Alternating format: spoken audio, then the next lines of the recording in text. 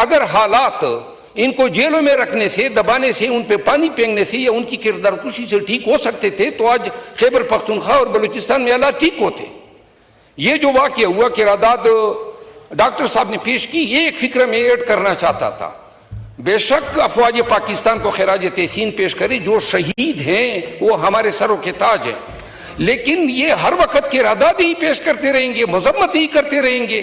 آنے والے واقعات کے لیے کیا ہم نے اس میں ایک فکر نہیں ایڈ کر سکتے کہ جو فورسز ہیں they shall remain vigilant and will be on guard against any likely untoward incident in future.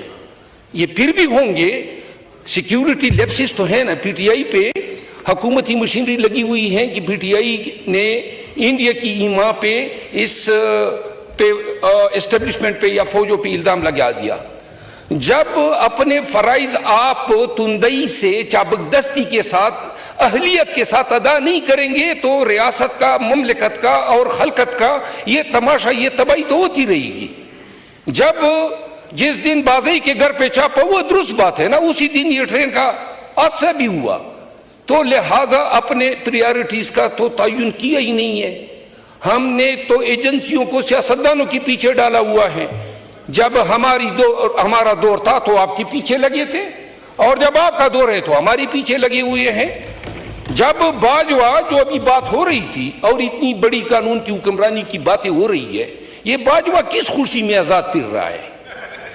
کوئی خوشی ہو؟ یعنی کتنے جرائم اس شخص نے کیے ہیں. آپ لوگوں کو جو ہے فیض کے ذریعے انہوں نے سیلوں میں ڈلوایا، اغوا کیا، اور آپ نے تھے نا کشمیر کا سودا اس شخص نے کیا. پی ٹی آئی کے پیٹ میں خنجر اس نے گھونپا، لیکن فارمر آرمی چیف ہے تو پورا ایوان جو ہے وہ کچھ نہیں کر سکتا ہے. آخر کب یہ لوگ پیٹرول جو ہے ایکسپلور ہوا، ویلز لگی اور سیدھا پائپ لائن بچھا کے میرے حلقے سے نکال کے پنجاب میں لے آئے. 1 میٹر تک گیس کا نہیں دیا، 1 روپے آج تک مجھے کارپوریٹ ریسپانسبلٹی کی مد میں میرے حلقے کو نہیں. 11 کروڑ روپے جو ہیں پیٹرولیم منسٹری نے 1.25 سال سے کہا ہوا ہے کہ 11 کروڑ دے رہے. 30 ارب کی عوض 11 کروڑ. تو پھر تو یہ دہشت گردی ہوگی نا. بلوچستان کو کیا دیا ہے؟ بلوچستان میں روم میں سارے وسائل پہ تو برکس بیٹھا ہوا ہے، اور یہی حالت ہے ہماری بھی. تو لہذا دہشت گردی کو دیکھنا ہے تو صرف یہ نہیں کہ ہم صرف مذمتوں تک محدود رہیں. اور آج کیا ہی اچھا ہوتا کہ ایک سنجیدہ کوشش آتی، سروسز چیف کو بلائیں، بٹھائیں، 2 مہینے کی آپ پالیسیاں بناتے ہیں، رد الفساد، ضرب عضب. یہ آپریشنوں نے کیا نتیجے دیے؟ 24 سال سے قوم نفسیاتی مریض ہو گئی ہے اور ناکام ہے یہ دہشت گردی کے خلاف ہماری جنگ. کوئی کامیابی نہیں ہے. پاکستانی مر جاتے. اس دن بنو میں جب ISI کے دفتر پہ اٹیک ہوا تو جناب علی 13 سویلین مرے، اور جناب ٹی وی پہ پٹیاں چل رہی ہے کہ جناب افواج پاکستان کو مبارکباد، کیا کامیاب. 6 دہشت گرد مرے، 13 ہم مرے، اور مبارک تقسیم ہو رہی ہے. خدا کا خوف کرو. کیا کر رہے ہیں آپ لوگ؟ یہ واقعات تو پھر بھی ہوں گے. آج وزیر اعظم صاحب گئے بلوچستان اور آرمی چیف صاحب بھی گئے ساتھ میں. تو یہ واقعات ہونے کے بعد ہمیں یاد آ جاتا ہے کہ ہم نے کوئی رول ادا کرنا ہے. آئندہ کے لیے کوئی روڈ میپ ہے ہمارے پاس؟ بھائی قوم دہشت گردی کے خلاف لڑائی کے لیے کوئی بتا سکتا ہے کیا اسٹریٹجی ہماری؟ 2 ماہ 3 ماہ ہماری اسٹریٹجی ہوتی ہے، پھر تبدیل ہو جاتی ہے. ایک اسٹیبلشمنٹ آتی ہے طالبان کو مارنا ہے، دوسری کہتی ہے لانا ہے، تیسری کہتی ہے چھڑانا ہے. یہ کیا ڈرامہ ہے؟ 10 سال کی کوئی پالیسی ہے ہمارے پاس؟ ایک دفعہ دہشت گردی کو نو کہہ دو، 10 سال کے لیے نو کر دو.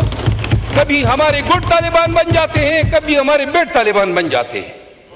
یہ کون سی پالیسیاں سے ہم ریاست کو چلا رہے ہیں؟ پاکستان کے عوام کو اپنے اداروں کی ان پہ در پہ ناکامیوں کی وجہ سے نفرت سی ہونے لگی ہے. ہم پاکستان کے بچوں کو اپنی ان کی زندگی کی گارنٹی دے سکتے ہیں؟ ہمارے APS کا ایک ثانیہ تو نہیں ہے. آئے دن میرا اپنا باپ شہید ہوئے ہیں دہشت گردوں کے ہاتھوں. میرے خاندان، میرے قبیلے کی 142 لاشیں میں نے اٹھائی ہے. اور یہ لوگ جو ہیں آئے دن ہمیں ٹرک کی بتی کے پیچھے لگاتے ہیں کہ دہشت گردی کے جنگ میں ہم نے ایسے تیر مارے. کوئی تیر نہیں مارے. 7 لاکھ فوج ہیں, 10,000 طالبان ہیں, پھر کیوں کامیاب نہیں ہو رہے ہیں؟ کوئی فرشتے نازل ہوں گے, دعاؤں پہ ملک کو چلا رہے ہیں. دعا کرتے ہیں پاکستان سلامت رہے. اور جنہوں نے ہتھیار اٹھائے ہوئے ہیں بلوچستان میں, وہ ان میں سے بہت سے نوجوان تو ایسے ہیں نا, وہ کہہ رہے ہیں کہ ہمیں ہمارے گم شدہ افراد کی کم از کم لاشیں یا ہڈیاں تو دے. نہیں, ہم ایک طرف مذمت کرتے ہیں, یہ نہیں کہتے ہیں جہاں ہماری غلطیاں ہیں. تو لہذا میں وزیر دفاع صاحب سے دست عرض کرتا ہوں, اگر آپ نے دہشت گردی کی جنگ لڑنی ہے تو ان سے پوچھو جنہوں نے اس کی قیمت ادا کی ہے. ان لوگوں سے پوچھو نا جن کے گھروں میں آج بھی میں صرف پاکستانی ہونے کی وجہ سے ہر وقت مجھے جان کے لالے پڑے ہوتے ہیں. میں قسمن کہتا ہوں, مجھے یاد نہیں ہے 20 سال سے میں بغیر کبھی اسلحے کے سویا ہوں, اور آج بھی مجھے علم نہیں ہوتا ہے کہ کیونکہ میرے دشمن جو ہیں وہ معلوم ہی نہیں ہے. اور ہم نعرے لگاتے ہیں, ہم نے یہ تیر مارا وہ تیر مارا. خدا رسول کی خاطر بلائیں ان آرمی کے افسران کو, سروسز چیفز کو, اور ان کو کٹہرے میں کھڑا کریں, ان کو بتائیں قوم تنگ آ گئی ہے. یہ لوگ شہید ہوئے ہیں نا اس دہشت گرد, اس تمام کے ورثاء کی جانب سے میں ایک سوال اس ریاست پاکستان سے کرنا چاہتا ہوں. ہم تو مارے گئے اس مٹی سے وفا میں, انتقام کیا خاک لیتے, اس پیارے وطن کا, اس دھرتی کا حشر نشر خراب کر رہے ہیں. جب تک فوج تمام پاکستانیوں کو اپنے پیچھے نہیں کھڑا کرے گی, یہ جنگ اگر فوج نے جیتنی ہوتی تو جیت چکے ہوتے.